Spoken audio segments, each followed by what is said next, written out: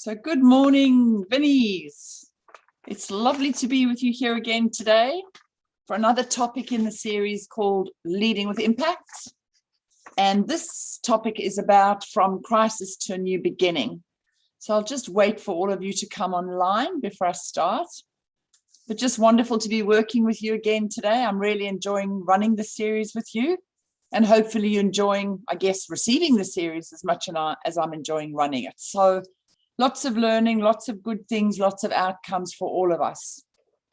So what I thought I would do right now is just mention very quickly the pre-work to you and ask you, or hopefully you've obviously read the pre-work, because the pre-work, as I've said to you all along, is really very carefully chosen as something that supports the topic that we will be discussing.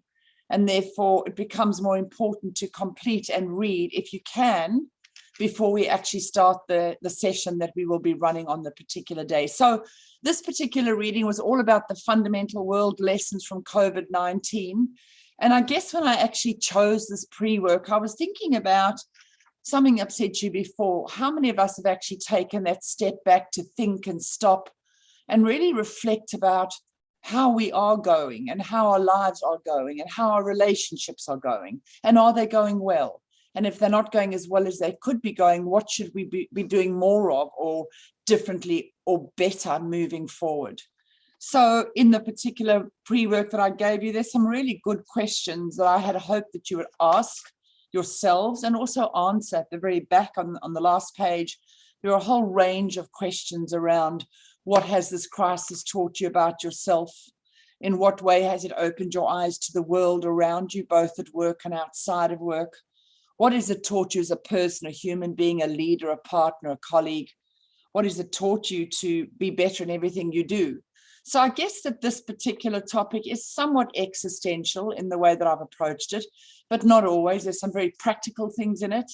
And hopefully you'll actually learn a lot from today, as I'm hoping that you're learning from all of the sessions that we've been through now. This is number 4 out of 15. The next series we go to is communicating with confidence, and that's when all of the housing and homeless people come on, staff included. So probably the numbers would be a lot bigger. And then we move back into the top team series. So great to have you with me today.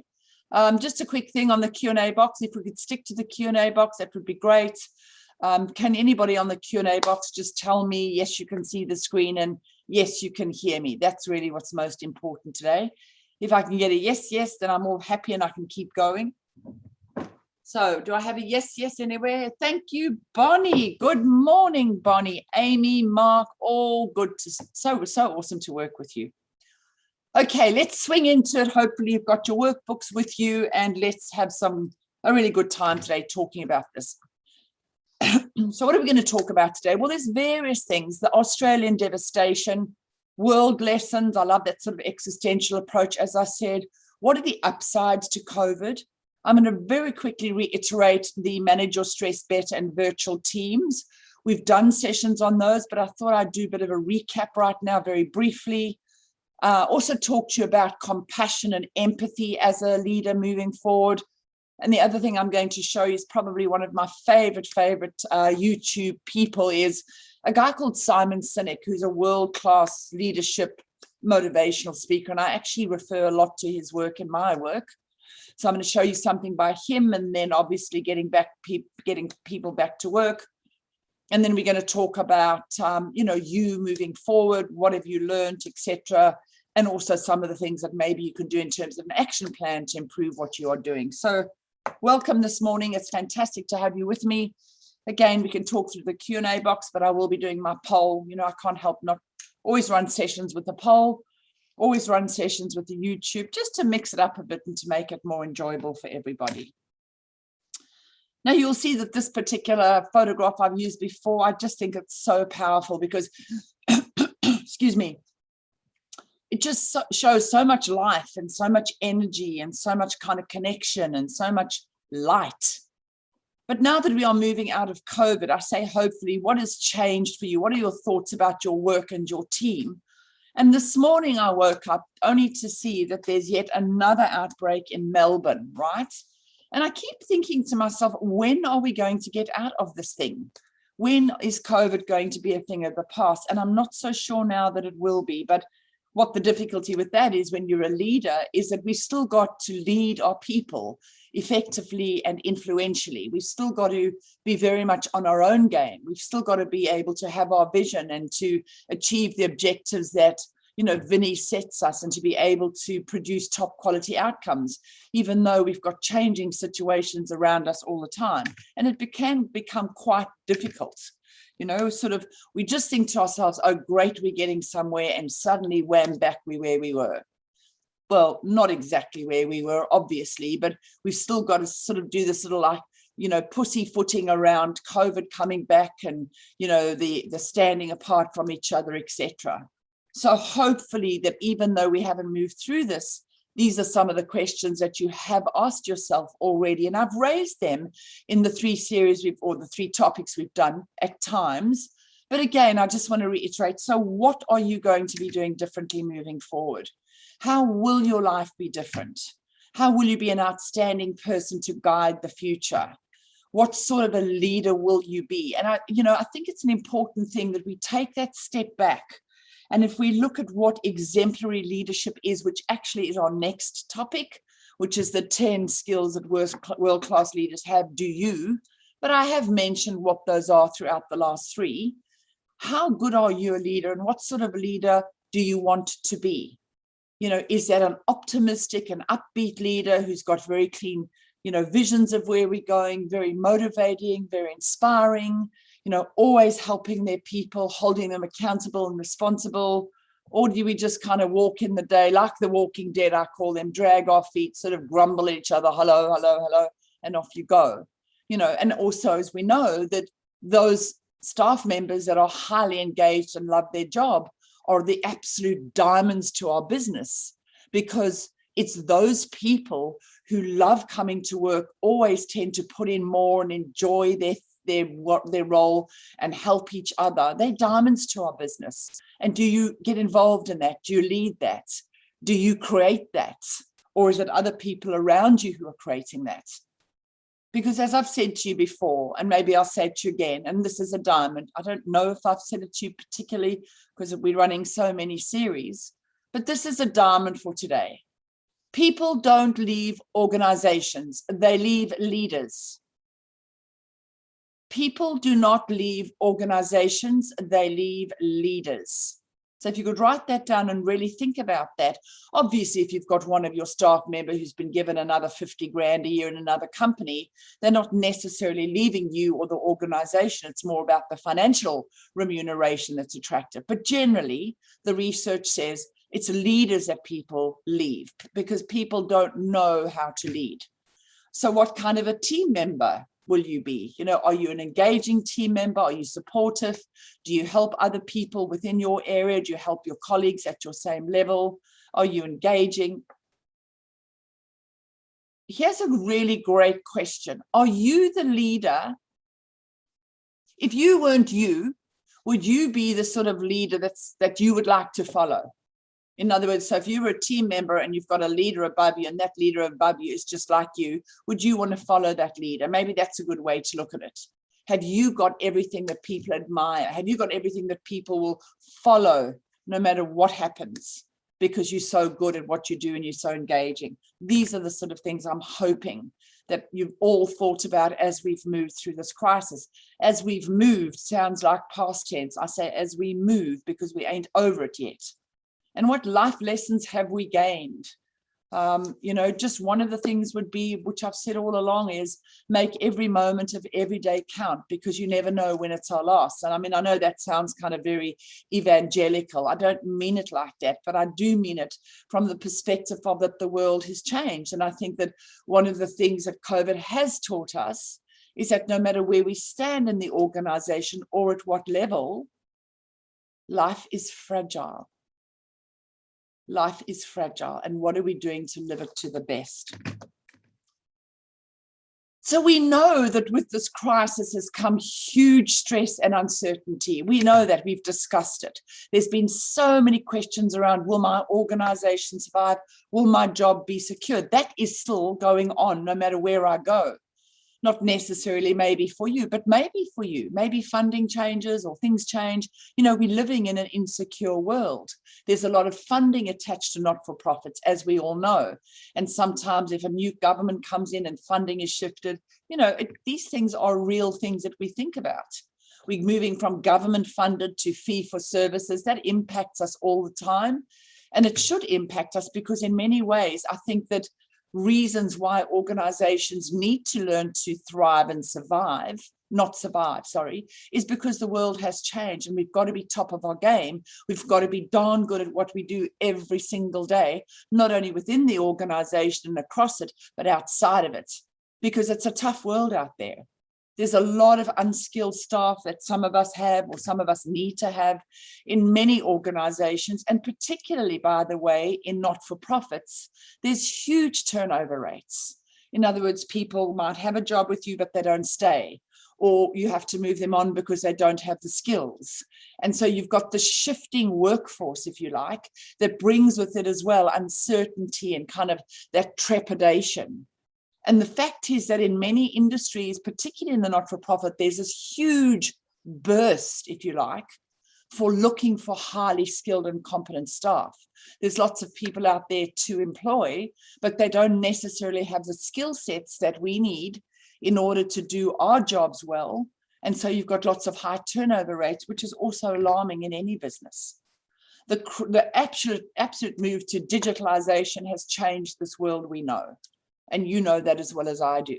You know, I was reading this research the other day that says that I think there were 100,000 companies who were researched. And in that they proved that when they did the research that more than 67% of all of those companies are focusing all of their efforts and their human resource talent on becoming more technologically gifted and digitalized.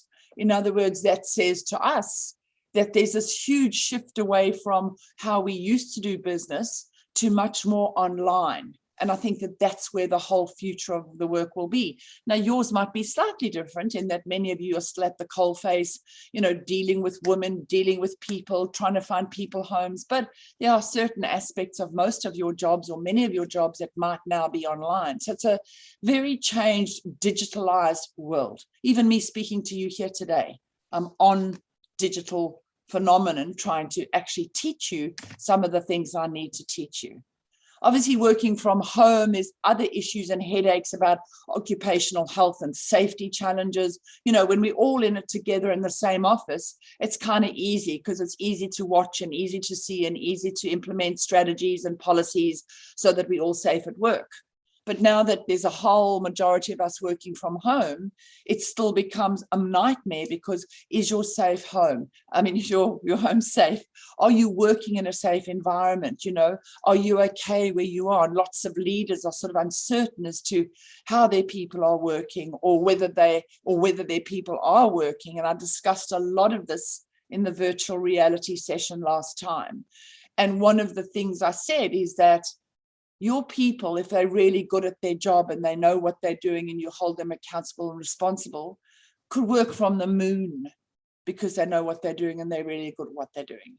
So, you know, we talked a lot about lots of sickness, lots of mental health issues now. Mental health has gone through the roof since the arrival of COVID-19, as has domestic violence. There was this huge thing about, oh, you know, can't wait to work from home and it's so exciting and so much more relaxing. And in some ways it is, like you don't have to travel as much for some of you. But on the other end of the scale, you've got lots of relationship frustration and dysfunctionality and fighting. And we know also that, as you know, you would be at the forefront of this, that domestic violence has increased 1,000-fold. And we've still got these ongoing family issues, income stress, fatigue. I was working with a CEO in the not-for-profit sector last week, and I said to her, so tell me what you think is the most impactful outcome of COVID on the not-for-profit sector. And her response to me was, without doubt, ongoing fatigue. Everybody is exhausted. And I said to her, hold on a minute. When we had the lockdown and sort of the world was stopped by COVID, you know, was there not time then to try and calibrate the fatigue. And she said, actually, no, it got worse because a lot of the frontline workers were keeping on going out there, providing the service that you all do so wonderfully. So there wasn't really a stop, but actually COVID, because more people were working from home and less out there, there was more pressure, there was more stress, more sickness, more fatigue. And I'm sure all of you can relate to what's on the screen right now. Stress with children, stress with families, you know, lots of these things, worrying about what the future will bring. So all of these things here were what all of we have discussed, or we might have discovered. All of us have been recipients of some of these things or most of these things. And I think we've got to just acknowledge that it's a changed world. I don't need to tell you who I am. You know who I am. All I need to know you to know is I'm loving working with you. And it's just been such a wonderful opportunity. So when I wrote this particular topic, I did a lot of research around what are those things that we should be looking at as leaders? What are those things we should be focusing on? Where should our efforts be? And it was really interesting. One of the things was to take advantage of every situation and thrive in the new way. So instead of looking at all of the challenges that you've got as problems and real kind of concerns, to try and assess how you see them in your mind and see them as an opportunity to solve something and an advantage to take to maybe do better than the competitor. And the fact is that we all have competitors out there. And the more that we are able to have that positive mindset to see things as opportunities and advantages and not as challenges and concerns, the better we'll be able to focus on what we need to do as leaders moving forward.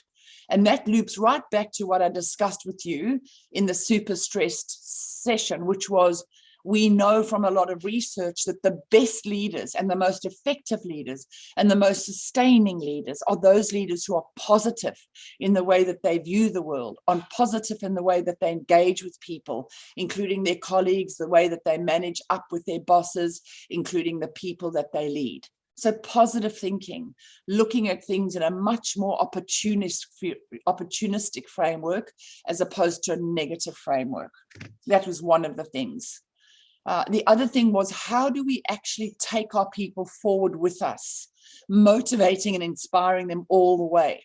And it has become more difficult in a way, because as we've discussed and as we know, you've got people working from home, you've got people working remotely, and it's a lot more difficult to kind of unite them and to sort of gather the energy and to move them forward, because they're all dispersed everywhere. So it is more difficult.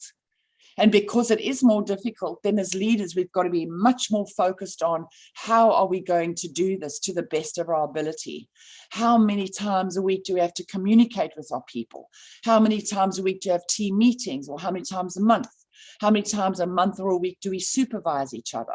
So those are the sort of critical things that you would have been thinking about before COVID. You've just got an added level for some of you of complexity over and above that now because of COVID. And again, how to look at opportunities and grow with them. And the last one really is how to stay on your compass and last the distance. I love this one.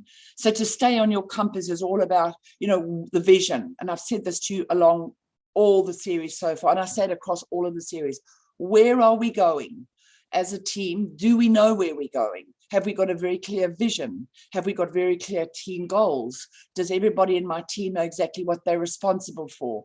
Does everybody in my team know exactly the quality of the output I'm looking for? Does everybody know, you know, exactly when and why and how they need to present, you know, reports or to be responsible for things that they're doing?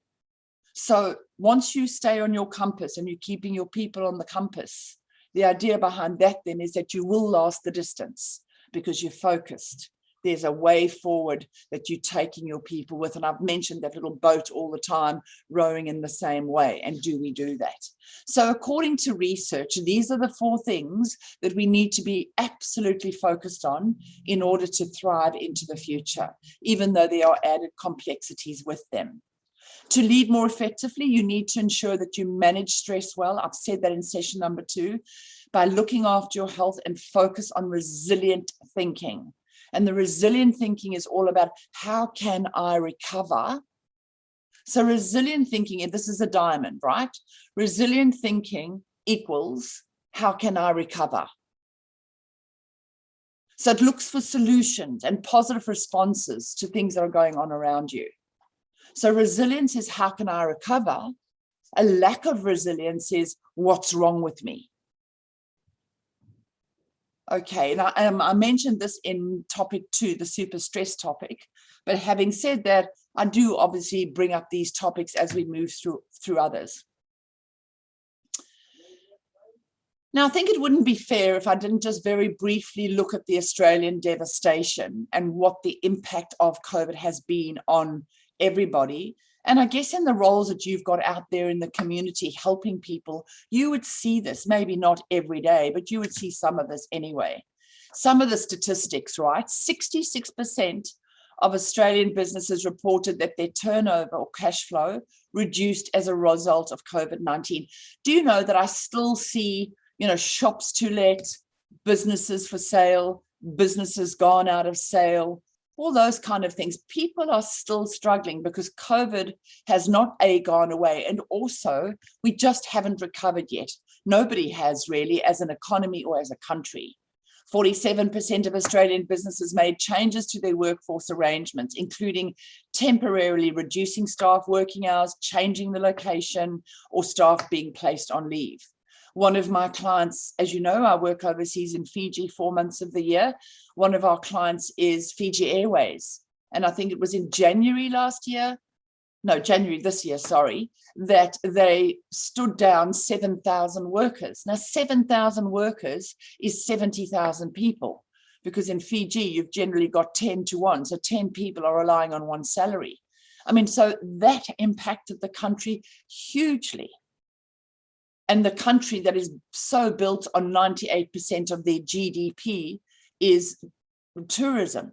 So, their economy's gone down the tubes. The Australian economy actually has started to recover quite well, but still we've got lots of issues. 38% of businesses have changed how they deliver their products, including shifting to online, including us in part. We do that now. More than a quarter of businesses have deferred loan payments. Many others have appealed for financial assistance, and this is still ongoing. This has not reduced yet, ladies and gentlemen. We need to be quite clear that as COVID still hangs around, we've got those challenges, but we've also got a residual amount of challenges that are still hanging around post-COVID, and they're affecting us.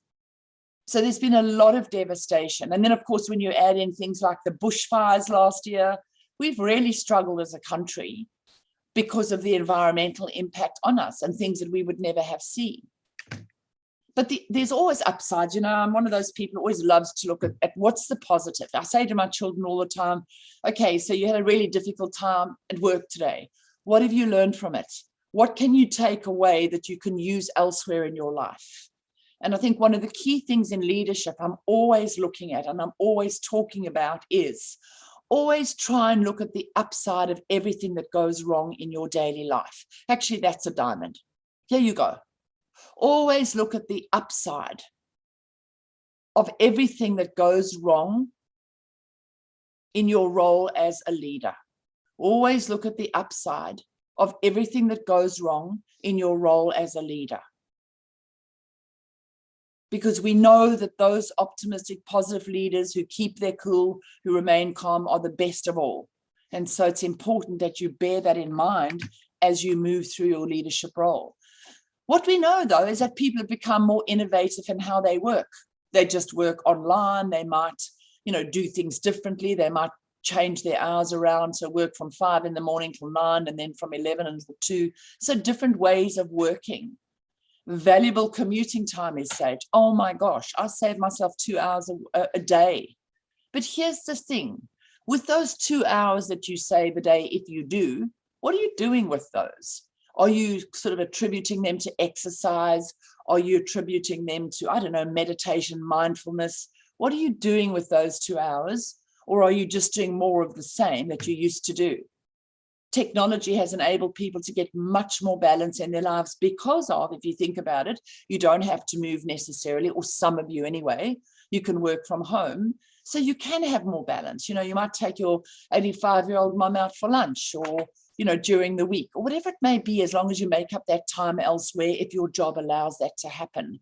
So because of COVID, we've been able to work out how to work differently, maybe more remotely, but with more creatively, how to look at those things that really we cherish so much, like our aged parents, and hang out with them or hang out with friends, whatever it is, Entrepreneurs are taking advantage of the situation. Small businesses are booming.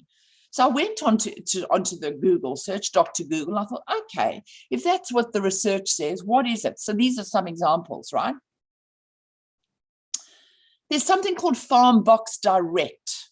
So what they do is obviously they put stuff in the box. It's all farm grown stuff. So it could be, obviously vegetables. It could be, meats, even in a sort of an esky. And what they do is that they basically deliver it to your door. So you don't have to move. A bit like, I suppose, Hello World and all of those kind of things. But this business had not started before COVID.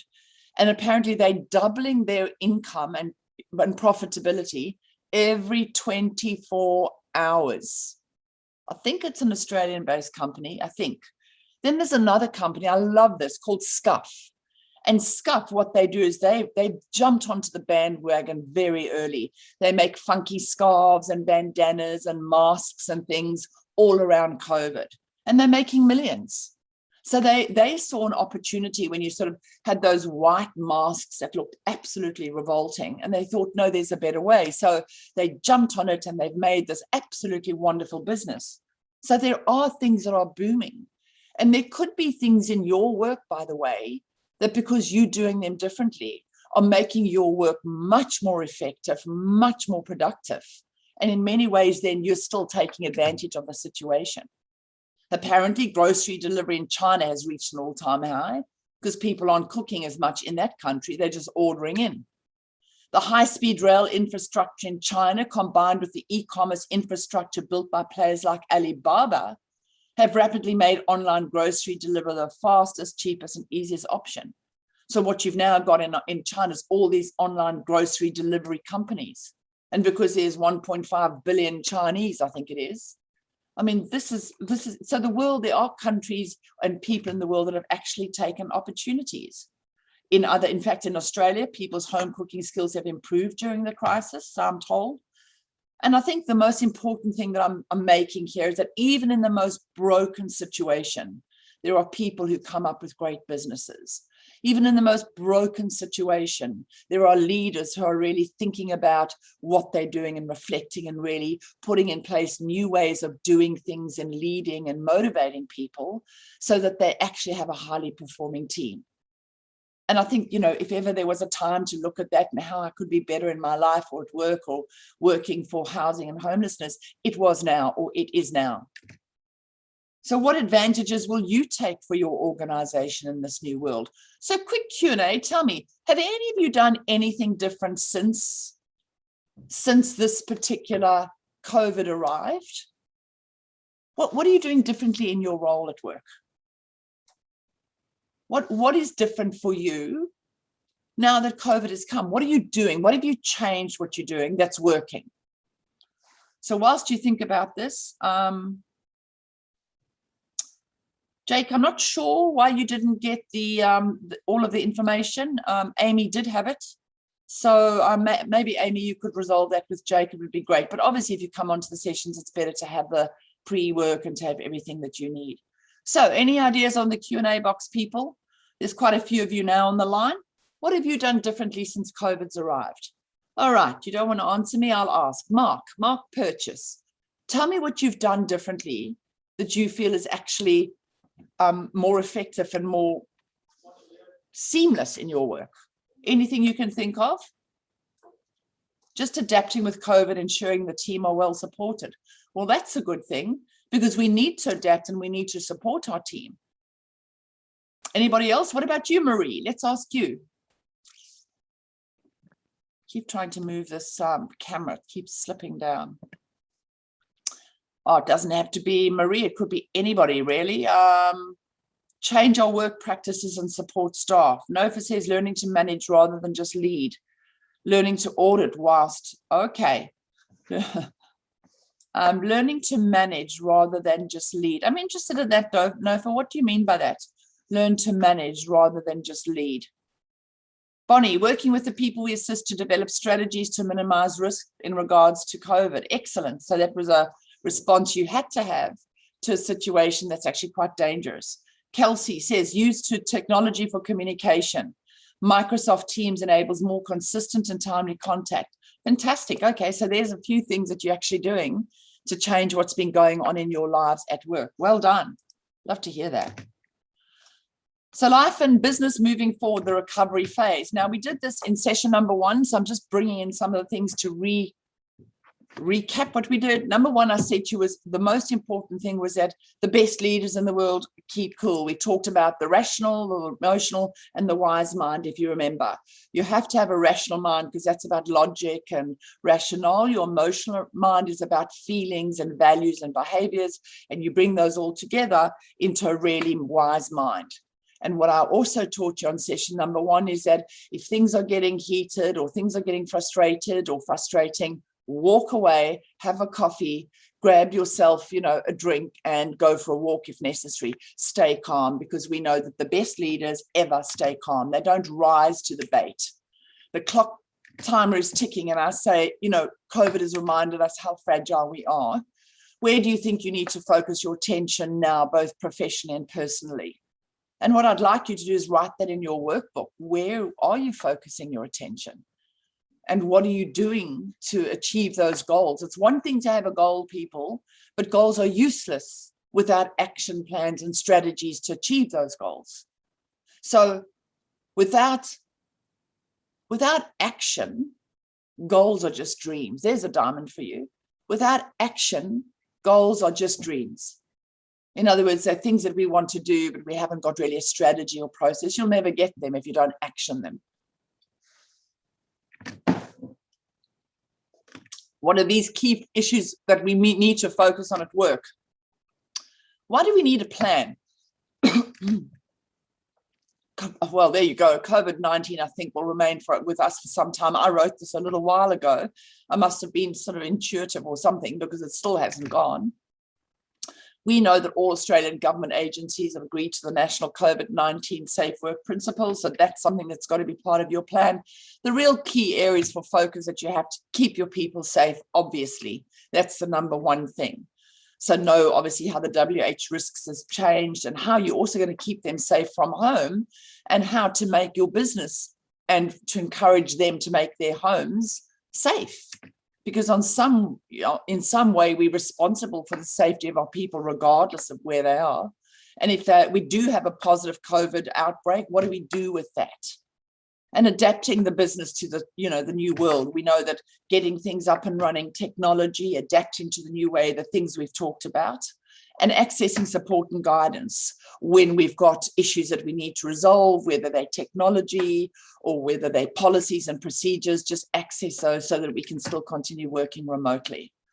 All right, so those are the 3 areas apparently the research says are those that we need to focus on. And if you have a look at those, I mean, you can assess yourself, maybe tick, tick, tick of what you do, what you don't do, or what maybe you need to do more of.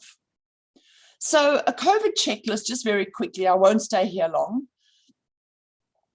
What I found is that some teams and organizations, they're not basically consistent in the strategies that they're using. So for example, one part of the team might use one strategy to communicate with people in the other area. This part of the team uses another strategy. It doesn't work like that. The best way to lead your people and to keep them really safe during COVID is consistent messaging, the same message all the time. It's when you start sending out or receiving different messages about the same thing that people get confused. And people who are confused are people who tend to get frightened. We don't need our people to be frightened. We've got enough things we need to deal with at the moment. So consistency brings a united approach, which obviously then helps those people down the line understand what's happening. If you tell them what's happening and you explain to them that you're there to help them, you get people who are confident and people who are much more able and more calm to do what they need to do. Consistent approaches and rules bring people comfort and increase trust in their leaders. So that's a really, really key part of everything that you do. And I have mentioned this, but I'll mention it again. Be consistent in your messages, be consistent in the roles and the rules, particularly the rules that people need to follow. And here's a diamond, which I think I've said before, and I say often, but I'm going to say it again. Never tolerate mediocrity. Never tolerate mediocrity. Write it down, people, because if you tolerate mediocrity, you will get more of it. And what does mediocrity look like? Well, it looks like late reports. It looks like people not handing in case notes, people not doing reports for, upper management on time, or there's mistakes in it, all of those things. And then the leader says, oh, well, don't worry, I'll get in there and I'll fix it. Don't fix for your people what they're capable of fixing for themselves. That's a diamond. There you go. Don't fix for your people what they are capable of fixing for themselves.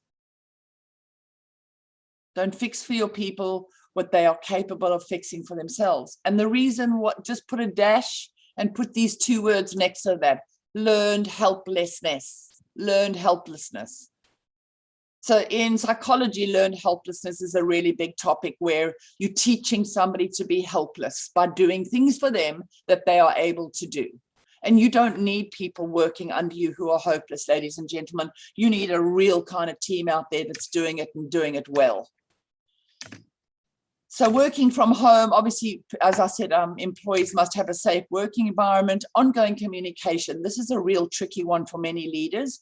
And what I know from some of the studies actually done for remote teams, and what is the greatest challenge for remote teams, is the leaders' communication with their people. Now, I did discuss this last session in virtual reality, and I might raise it a little bit later on today.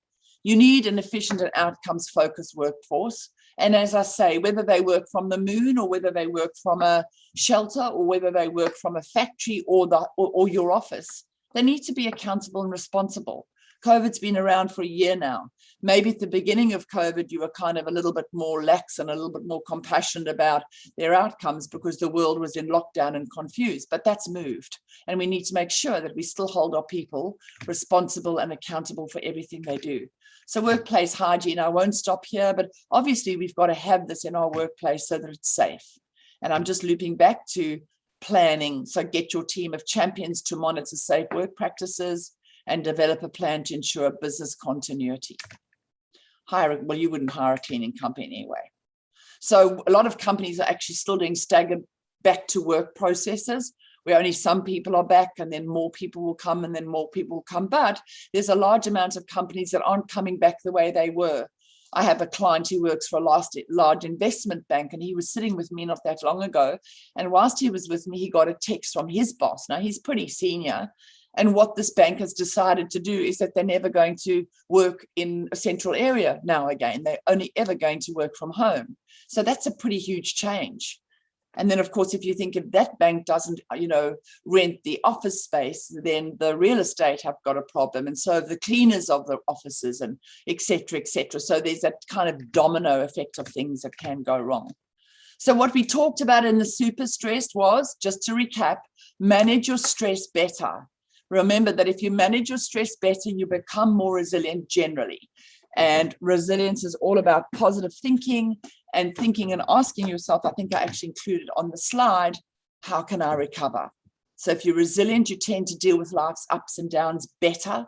You tend to remain healthier and live longer, apparently, says research. And there you go, how can I recover? So as I said, to reiterate, when you've got the challenges and the difficulties, just accept them, let them wash over you, take a deep breath, maybe get a cup of coffee and say, right, what's the best way for me to deal with this situation now? So try and get the word problem out of your mind, replace it with challenge or situation or event, so that you start thinking, as I've said before, in a much more positive way. Now, the virtual teams have become the norm. I don't think we will be going back to work. One of the councils is a client of mine, a huge council. And I remember about 2 or 3 years ago saying to them, well, why don't some of you work from home? And they were really against this. Oh, no, we come to work and we come to the office, and that's what we like to do. And what's interesting, I think they've got 700 staff, and I think 480 or so staff are now working from home and will continue to work from home. So, virtual teams are the norm. This is one of the slides I did last time. Make sure that we're clear about our rules and our roles with your virtual team. So a quick recap. The team charter is how we work and relate with each other. Do not tolerate bad behavior. Don't tolerate gossiping. Don't tolerate or allow people talking about each other or being negative. That's where your team charter comes in. Obviously, the communication is an issue, as the research says. So how will we speak to each other? How will it be done? Which media will we use? The team collaboration is, don't throw away the things like a Friday fun day. You might have had that with your teams when you were together. Still do it now. Have it now, maybe a crazy hat day, and everybody comes onto Zoom or meetings with a crazy hat or something. You have to be more creative, most certainly, but don't let those things stop, because those were the things that people actually really enjoy and need, essentially. And that's the bottom point there, ownership and responsibility to keep fostering the good things, because they shouldn't be lost because of COVID.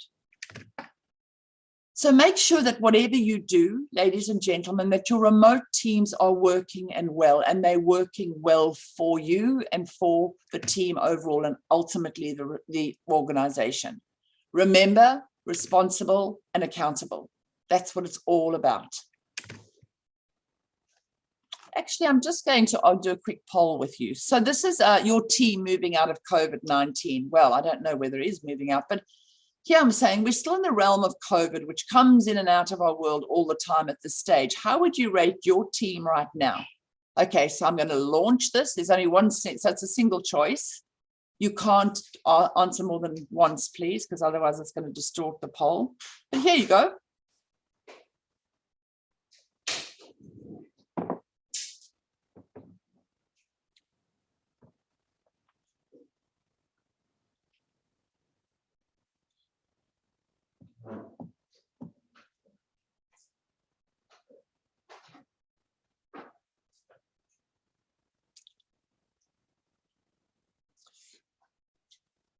Some really interesting things coming through right now.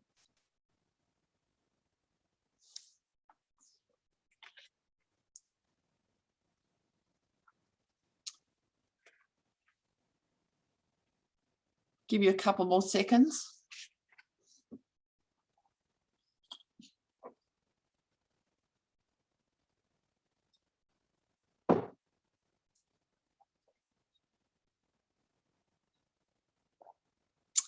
Well, right now you're neck and neck. That's really interesting. There's still 5 of you to answer. So if some of you can answer, that might be really helpful.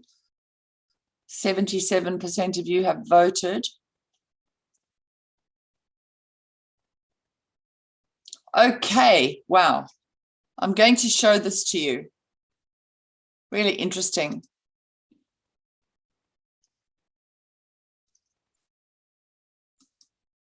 Look at this. So what it's saying is that it actually, you've got a 50-50 here. Look at that. That's really interesting. So 50% of you say it depends on the day. Sometimes they nail it, other times not. It's frustrating. It would be, because if they don't do it consistently, that's really frustrating. And 50% of you say they rock. My team need little direction on top of the game most of the time. Well, it's really interesting to watch that, because obviously what I'm going to say is, okay, so for the leaders who have got the 50%, it depends on the day, ask yourself, what more do they need? What more do I need to do to help them be on top of their game most of the time? Because if you are only on top of your game 50% of the time, it's really frustrating, particularly as a leader. So I think take yourself off if you can, and really look at, maybe do a little SWOT on your team: strengths, weaknesses, opportunities, and threats. Really do a SWOT on your team and look at what it is that they need. In fact, I'm going to make a note to send you a template for a SWOT, because I think that'll help you. So do a SWOT on them, and then work out what are the action plans that you need to do to turn the weaknesses into strengths and the threats into opportunities. For those of you who are at 50%, my team rock, well, I think that's absolutely wonderful. But just don't sit on your laurels. Just don't rest on them, because often when teams are up there, they can stay up there, but sometimes they need a little motivation and support so that they don't slip back. Okay, good work. So I'm just going to show you this, what lessons as a leader. So people are mostly reacting instead of thinking like a team. They're not working together and focusing on taking coordinated and proactive steps to move forward. I think that this I did at the beginning of COVID. I think people are generally, I think people are still reacting. I do believe that. And I think that there could be much greater movement towards high team performance. But I think, people have moved on a little bit since that. However, still this stands. Now more than ever, leaders have to inspire and motivate their people to reach greater heights, constantly having the "how can I serve you" philosophy. Now, this statement was made by a guy called Ning Wang, who is in the finance investment area, business finance, and worth millions. Very, very successful businessman. And so what's on the screen right now are his statements. And I think the most important one here is the second one. So now more than ever, leaders have to inspire and motivate their people to reach greater heights, constantly having the "how can I serve you" philosophy. Now, one of the things I just want to teach you right here, ladies and gentlemen, is the "how can I serve you" philosophy is actually servant leadership.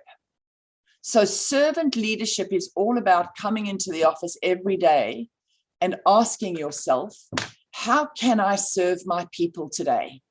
What more do I need to do for them or help them with so that they can be absolutely fantastic at what they do? And basically the servant leadership is almost like you coming in like this to help and grow and support your people. And obviously the doctrine is that the more that you support and help your people, the better they are able to perform their jobs, the more highly the performing your team becomes.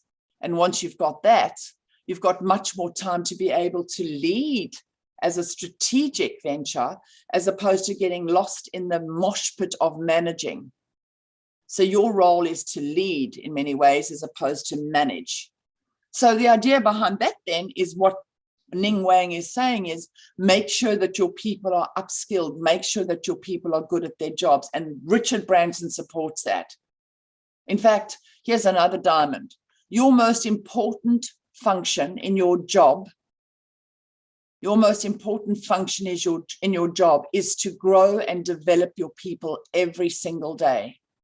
Your most important role in your job is to grow and develop your people every single day.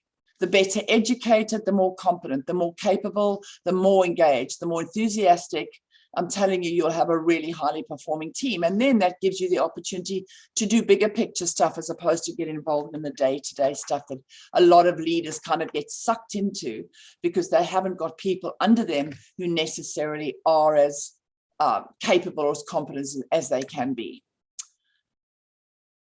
So in this time, what are the strategies moving forward? I keep banging on about leadership's vision, and I'll still keep on banging on, because there's so many times that I'm working with leaders at different levels of organizations, including boards. And I said this a few times ago. Forgive me, I don't quite remember who I tell what, because I'm doing so many of these, but I was working with a board in an aged care facility, a really, really big aged care facility. And I was doing a strategic planning day with them. And I said, so what's your vision? Where are we going as an organization? And it was really interesting. It's something to do with aged care, or, yeah, we provide top quality services in aged care. That wasn't their vision at all, because I'd researched their vision that was on the website. The point is that not one of them could tell me what their vision was. If you as a leader don't know where you're going, heaven forbid, don't expect your people behind you or under you to know where you're going. So the vision and where we're going is a critical thing that I think should be dealt with in most team meetings. Talk about it all the time. We're going for that island over there. We have to row in the boat the same way, or in or out, or in or out. But Bob's going that way and Sally's going that way. You're going to go around in circles. So make sure that everybody who works under you knows exactly where they're going, and you are. Then the goals. How will we get there? Now, if there's 50% of you who've got teams who do this well, they know their goals. They know what they need to do. For the 50% who still feel, we could go, there's more we could do, look at the goals. Are the goals for each of the team members clearly defined? Do they know exactly that they're responsible for? I always say, I like to see teams with key performance indicators. So that's dates, time, stats, numbers. And the example is I'm a bag maker. That's my job. My job description is I make bags for the company every month. Now, that's not a good goal. It might be a big goal of, my job is as a goal as a bag maker to make bags every month. Yeah, okay, so when? Well, once a month. How many? Well, not sure, mostly 10. That's not defined enough. What I'm looking for is the key performance indicators. So I'm a bag maker. I make 10 bags by the 25th of every month, 2 o'clock on the boss's desk. And the bags have to be 7 by 5, and they have to be of a 95% accuracy. So the more specific the indicators are for every role that works under you and your own, the more you are able to measure their performance, the more you're able to help them when they don't achieve what they're supposed to. And then you can evaluate how you go. So who will do what and by when? How will how will we know when we've got there? I've been to a few team meetings of late, which I feel are really kind of not as structured as they could be. So team meetings, as an example, should always have an agenda. If you don't have an agenda in a meeting, you're really just having, a cup of tea. So an agenda with clear outcomes, who's doing what are we going to be doing, and by when? And then we all walk away from that meeting, we get the minutes from the meeting, and we know who's got to action what. I don't think meetings are done as well as they could. I do believe, though, that since COVID, that we go from meeting to meeting to meeting, and all we're doing is meeting, but there's no working. And I've got so many of my clients who tell me, all I do is meet. Can I ever, have time to do the job? So if you're over meeting, think about whether you need to be at every of those meetings or you don't. Have a consistent message for all your people. I mentioned that just now. Update them, talk to them, keep them in the loop, inform them. As I've said, accountability and obviously compassion. I mean, we're going through a tough time. This is not easy. So sometimes we've just got to be very compassionate with our people. So I want to show you a YouTube by a guy called Simon Sinek. I mentioned him earlier. He's just really good at what he does. So he's going to talk a little bit about empathy, I hope, and compassion, but also talking about working for people or people working for you. So hold on a minute. I'm going to just change the screen so we can see this. Just bear with me, people. Oopsie daisy. Just stop it there. Okay.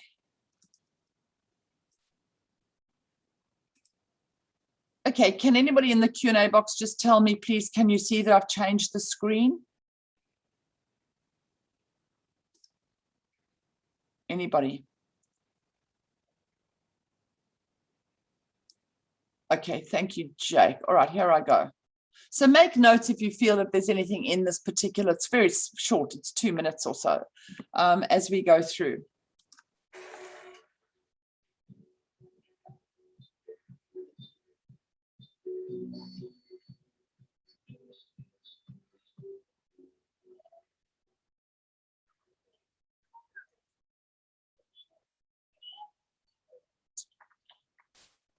There are two things that I think that great leaders need to have: empathy and perspective. And I think these things are very often forgotten. Leaders are so often so concerned about their status or their position in an organization, they actually forget their real job. And the real job of a leader is not about being in charge, it's about taking care of those in our charge. And I don't think people realize this, and I don't think people train for this. When we're junior, our only responsibility is to be good at our jobs. That's all we really have to do. And some people actually go get advanced educations so that they can be really good at their jobs, accountants or whatever, right? And you show up and you work hard, and the company will give us tons and tons of training how to do our jobs. They'll show us how to use the software. They'll send us away for a few days to get trained in whatever it is that we're doing for the company. And then they expect us to go be good at our jobs. And that's what we do. We work very hard. And if you're good at your job, they'll promote you. And at some point, you'll get promoted to a position where we're now responsible for the people who do the job we used to do, but nobody shows us how to do that. And that's why we get managers and not leaders. because the reason our managers are micromanaging us is because they actually do know how to do the job better than us. That's what got them promoted. Really what we have to do is go through a transition. Some people make it quickly, some people make it slowly, and unfortunately, some people will never make that transition at all, which is we have to go through this transition of being responsible for the job and then turning into somebody who's now responsible for the people who are responsible for the job. And as I said before, one of the great things that is lacking in most of our companies is that they are not teaching us how to lead. And leadership is a skill like any other. It is a practicable, learnable skill. And it is something that you work on. It's like a muscle. If you practice it all the days, you will get good at it and you will become a strong leader. If you stop practicing, you will become a weak leader. Like parenting, everyone has the capacity to be a parent.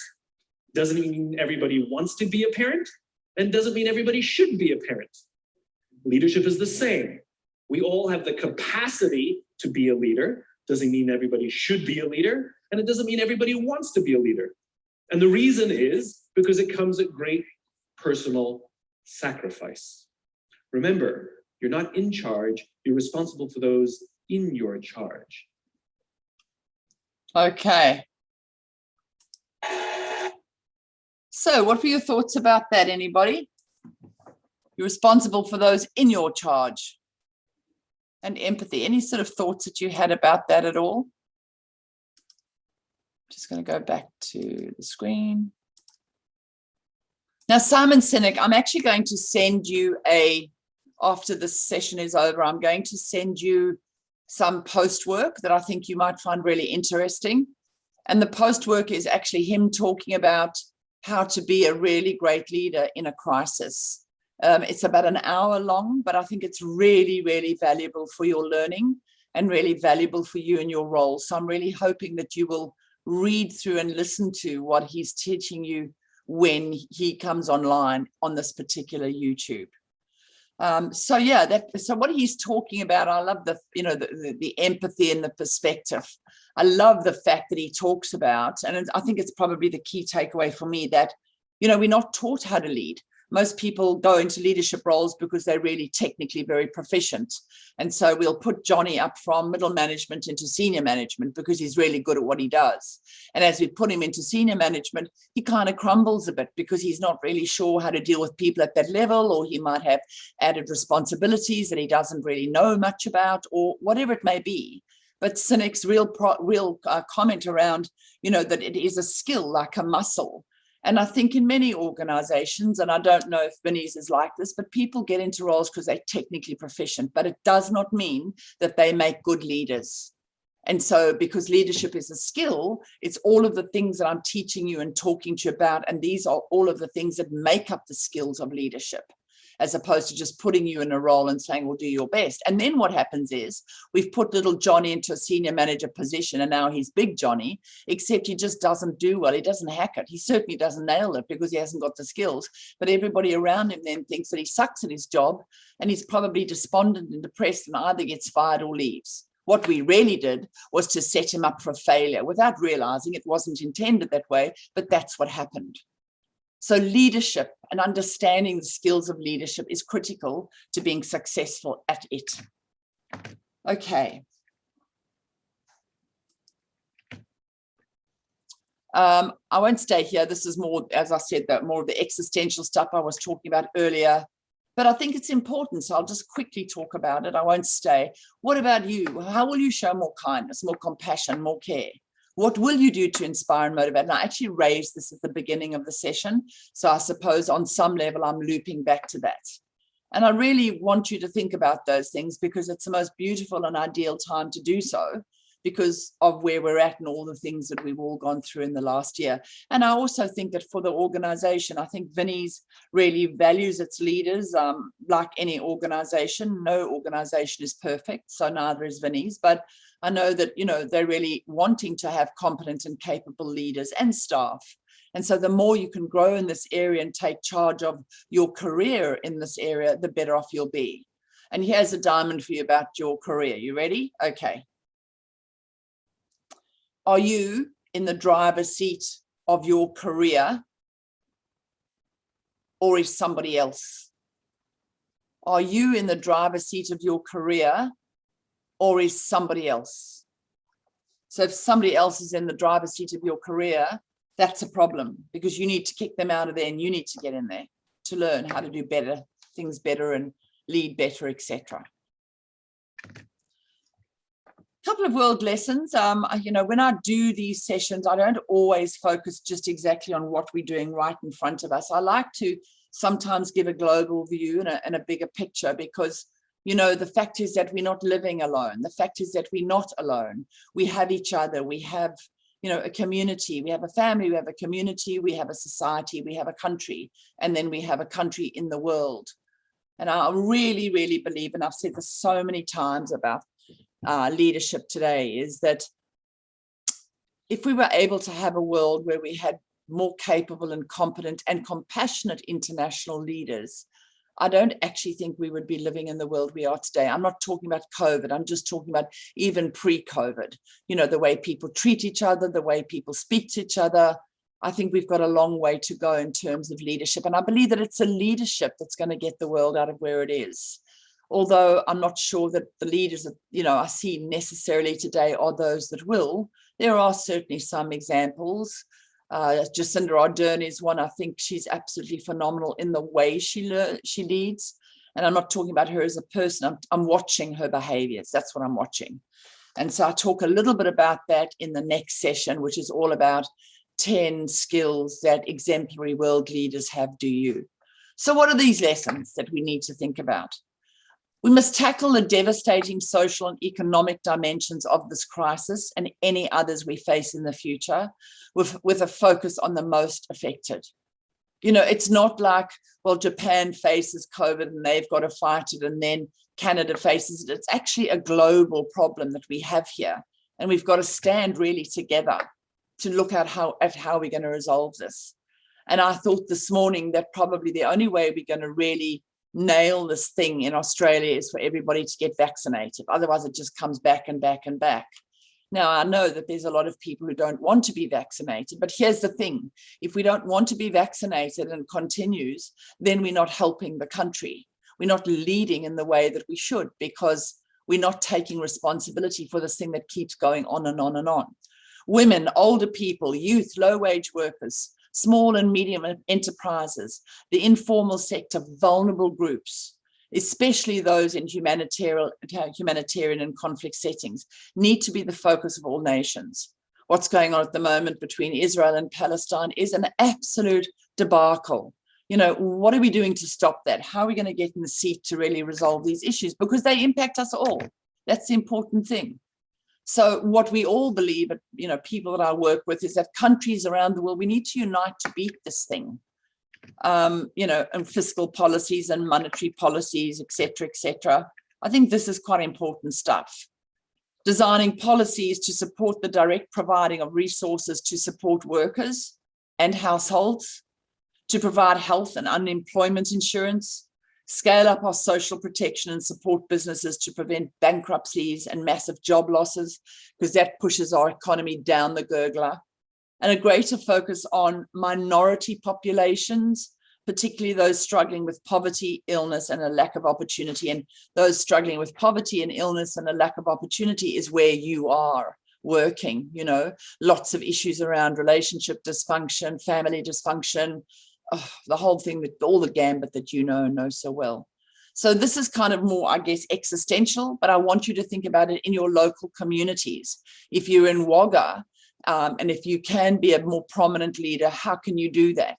Or if you're a leader and you're really busy, then just do it well. Do it well. And when you are out in the community with forums like DCJ and funding bodies, speak up as a Vinnie's representative and really own the space. Because Vinnie's really is a forerunner in housing and homelessness, and needs to be and needs to remain in the forefront of housing and homelessness. So, for example, if you are at a network, forum, make sure that you contribute positively. Make sure that you add value to that forum. Make sure that people take note of who you are and really respect the fact that you're coming from you as a leader, but also you as an amazing organization. So goal setting of yours, what has COVID-19 taught you? I mean, I think I've mentioned that on various occasions. What has it taught you? What has it taught you personally, and what has it taught you professionally? This I loved. I got this off one of the things I was researching, but it talks about we must stand together with our planet, with the magnitude of our response to anything that threatens world peace must match the scale of the crisis. They must be large scale, coordinate, comprehensive with country and international responses guided by the World Health Organization. Must be multilateral with countries showing solidarity and helping the most vulnerable communities and nations. We must see countries not only united to beat any world threat, but to tackle its profound consequences. You know, when I look back at some of the things that have been done, Africa, I was obviously born in Africa, but Africa is a dying continent. There's massive corruption across the continent. There's lots of conflict. There's lots of killing. There's lots of disagreement. There's lots of power, lots of greed. And I think it obviously, maybe this is one of those kind of great hopes that I have. But I think it's people like you and I, in our own way, every day, can make a difference, whatever that is. One of the things what can I do? I pledge money to the Wildlife Society. Now it's little, but still it's something, you know, it's adding something in.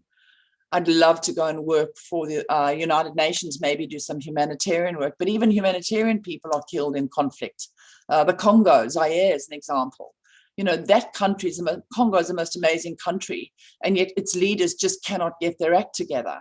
So there's ongoing civil war, ongoing killing, and children get in the way and killed, you know, anyway. The McKinsey report, I think, was something I sent you as pre-work, but I love this.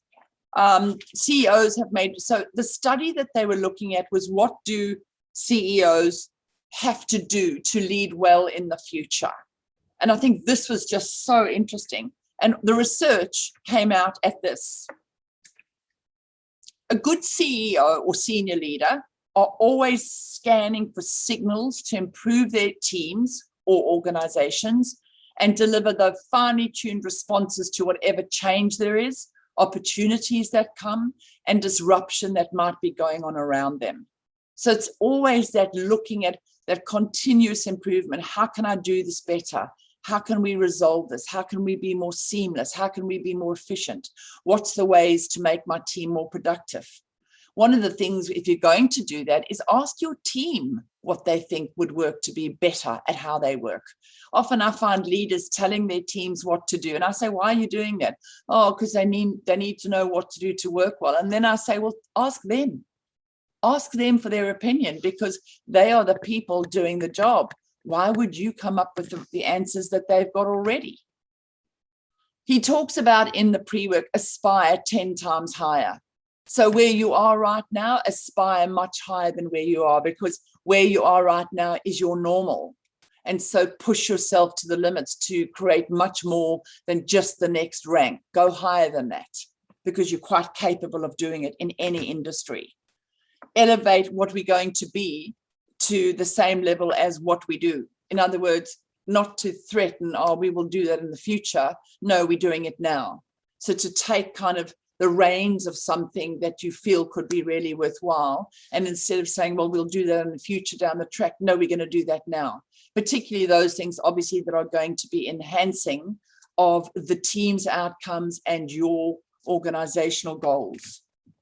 Embrace stakeholder relationships. You know, you are not alone in your role. You are working with other not-for-profit providers and peak bodies as examples in your community. So the best way to have a really great community in housing and homelessness is to then connect with others of those in your community of housing and homelessness. You know, all of you sort of come together and be a very strong force to really help those people who desperately need housing and are homeless. It's not just Vinnie's, for example, versus Bernardo's. We're in this together, so we help each other. And we've got a very strong bond, because that creates a very strong community and ultimately service for those people who desperately need your help. Harness the power of peer networks. Again, that comes back to not only within the organization, but outside of the organization, which kind of, I suppose, on one level, buys back into point number 3. make good networks in the community, make good relationships. I always say, here's a diamond for you, that business is about relationships. Business is about relationships. And, not-for-profits are a business. I had this discussion with a senior leader in a disability company a couple of weeks ago. And he said to me, you need to understand that not-for-profits are not a business. We're a not-for-profit. And I said to him, of course you're a business. You're operating now in a business world, in a business model. You're a business. And he hadn't made the leap from not-for-profit to business. You are businesses, ladies and gentlemen. You are a business. You're providing a service to people out there who need you. That's a business. So when you are in business, make sure that you make good relationships with others outside of Vinnie's, because business is all about relationships. And the more secure and better you are at creating them, the better you will be at your role. So we're all directly responsible as a species for the health or illness of our planet. What are you doing every day to turn things around for your family, you, your team, your organization? That's obviously a very existential slide again. But I need to take you to that sort of higher realm of leadership, because it's not just in Vinnie's lane in the pool. We need to swim across the whole pool. So as people, as teams, as leaders, and as I've said, it's the leaders who will get us out of here moving forward, not the teams necessarily. So there you go. I'm really interested to take any comments, anything, any comments, any suggestions, any questions, anything that you have around moving your teams out of where they were to where they need to be, i.e. from a crisis to certainty or greater certainty moving forward, if we can get that, because COVID is still not going anywhere, as I've just said. Yeah, Mark's talking about, Mark, you were talking about, when I was obviously talking about the world and where the world is, you were saying, yeah, the greed, the power, the wealth makes getting the world aligned very difficult. Yes, it does. But I go back to those, do you remember that, was it Save the World or We Are the World? It was something done by Bob Geldof, with all the best sort of artists in the world getting together and singing, and they made, I don't know, they made $6 million or something, and they gave it to, I think it was aid around the world for children who are starving, etc., etc. And I thought that was the most amazing, amazing effort. And I think we need more of those kind of things, but you don't have to be an artist to arrange it, right? You could be one of you or one of me. There's so many things that we could do, but we are fighting a lot of disunity. We are fighting a lot of greed. And I think, a lot of the issues we do have is around diversity. Diversity is good. Diversity doesn't have to be a source of contention. It can be a source of success. So Mark's saying, thank you, Karen. This strengthens our approach on what we do for our team every day, reinforces what we do well and what we can do better. Well, Mark, it was absolutely lovely to work with you, and thank you so much for the feedback. So if there's no other questions, ladies and gentlemen, what I will do is I will be sending you some stuff for you to have a look at and use if you would like. You do have some post-session questions at the back of your workbook to think about, and maybe discuss with your team if you would like. Maybe share it with them, share this recording that you will get. I just want to reiterate that the learning for you is better when you come onto a facilitated session, as opposed to just listening to me through a recording. But either way, I'm really happy to have you. And I hope that you found today somewhat thought-provoking, and there's some things that you can think about to be different and better in the way that you lead others, and also in your role as a leader in housing and homelessness. So thank you so much, people. Have a fantastic day, and I will see you for the next session soon. Bless.